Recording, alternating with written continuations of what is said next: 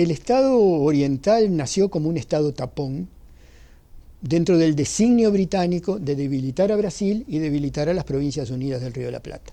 Ese Estado tapón servil tuvo como primer tarea interna, y así fue orientada, el arreglo de los campos, devolver a los viejos latifundistas sus tierras, negar el derecho artiguista y generar así una alianza con la oligarquía nacional que era grata a sus amos, el Imperio de Brasil y el Imperio Británico.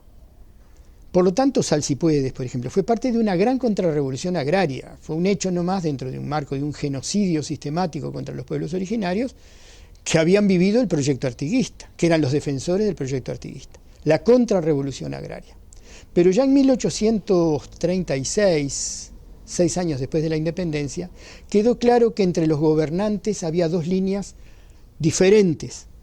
Por un lado estaban los estancieros grandes y algunos saladeristas que no estaban totalmente de acuerdo con abrirse totalmente al comercio europeo. Querían proteccionismo para sus precios de cueros, fundamentalmente de cebo, de todos los productos del campo.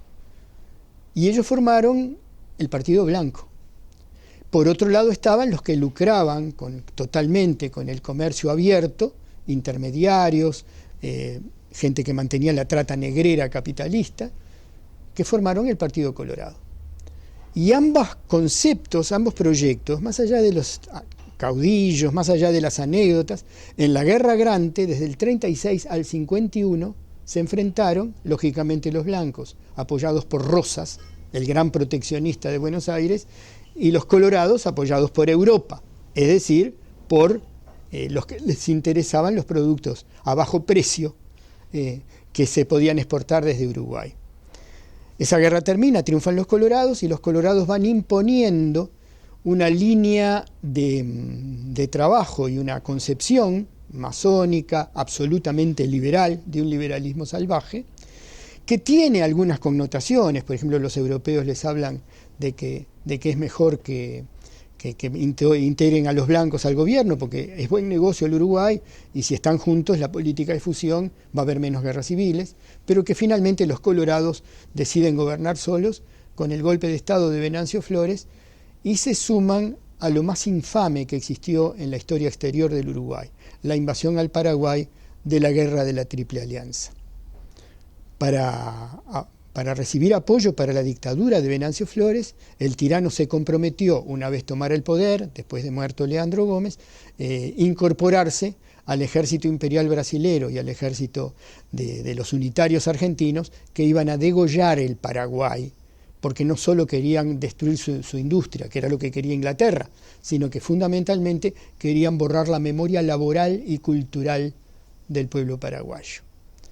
Después de los sucesos de la Triple Alianza, que entre otras cosas nos trajeron la fiebre amarilla, pero lo fundamental es que en la conciencia oriental quedó una mala conciencia de lo que había pasado. Recuerden que posiblemente los blancos o los paisanos apuñalaron a Flores. Flores no pudo terminar la guerra del Paraguay, murió acá, al grito de viva la soberanía del pueblo paraguayo, abajo el tirano Flores. Es decir, más allá de eso, en el pueblo oriental quedó una terrible conciencia de lo que fue esa monstruosidad de la guerra de la Triple Alianza.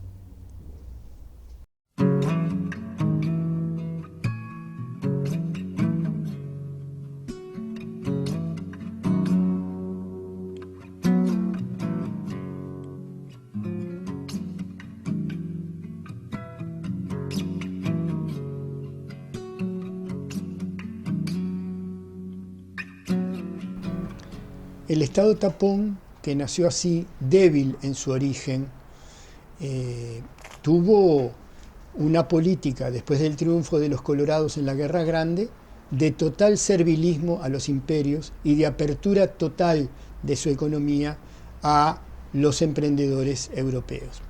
Incluso Garibaldi llegó a soñar en algún momento con hacernos colonia de la flamante Italia reconstruida. Pero no todos estaban de acuerdo en esa entrega total, porque la riqueza que generaba el Estado oriental a través de la inmensa vaquería que seguía haciendo, generaba otras posibilidades de maniobra y de proyección.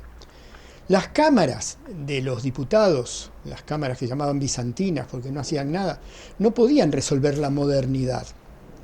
Entonces el Partido Colorado, sus mayores cerebros, se dieron cuenta que era necesario sustituir el poder civil colorado por el poder militar colorado. Y así asume un joven militar, muy joven, Latorre, dictador, pero que va a expresar los mismos intereses de los colorados en general, solo que va a hacerlo con la eficiencia que el gobierno civil no podía hacer. Quizá una de las cosas más importantes que hizo Latorre fue poner como ministro de Educación a José Pedro Varela, un hombre que venía muy imbuido de las ideas norteamericanas. ¿Qué estaba pasando en Estados Unidos en esos momentos? Se estaban creando escuelas públicas, gratuitas, para los inmigrantes irlandeses y para los inmigrantes que venían de otras partes de Europa, incluso italianos. Y al mismo tiempo que se estaba haciendo esa obra, se estaba aniquilando a los pueblos originarios del oeste norteamericano. En la cabeza de ellos, como en la cabeza de ellos, como en la cabeza de Sarmiento, que era un fanático defensor de las ideas norteamericanas, cultura europea y aniquilamiento de las culturas originarias eran un mismo proceso. Con esas ideas llega Varela, con ideas absolutamente norteamericanas. Por lo tanto, él no quiere saber nada con el mundo gaucho, con la cultura gauchesca, con la cultura rural, y quiere imponer una cultura europea y una práctica institucional netamente norteamericana. Varela da un impulso a la educación pública extraordinario que lo complementan, aunque la historia oficial no lo dice, los sindicatos a comienzos del siglo XX, con su esfuerzo alfabetizador, que es aún de más impacto en Montevideo que el de Varela. Pero lo importante es que mientras el Estado oriental va modernizándose y el tirano logra lo que no había logrado el poder burgués, para después volver a fin de siglo otra vez al poder civil, en ese momento está pasando una cosa muy importante en el mundo. Todavía en el siglo XIX, el capitalismo, para desarrollarse en sus metrópolis, necesitaba la trata negrera en las minas y en las plantaciones de la periferia mundial.